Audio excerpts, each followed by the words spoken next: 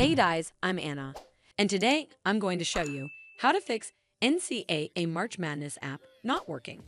So first of all, you need to make sure you're running the latest version of the app. Open up App Store on your device, and then tap on this search icon in the bottom right corner.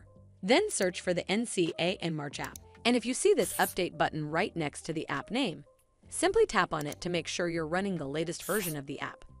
But if you still encounter this issue, then you need to clear App Cache. Go to your device settings and then scroll all the way down to General and tap on it. Then tap on iPhone Storage. From here, search for the NCAA March app and then tap on it. Once you're on this screen, you need to tap on Offload App.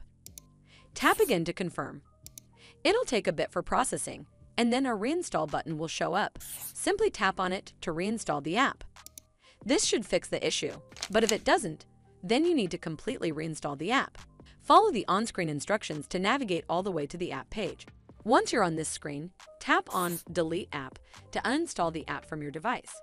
Once uninstalled, you need to open up App Store and then search for the NCAA March app right over here in the search bar, and then click on this Get button to install it back on your device.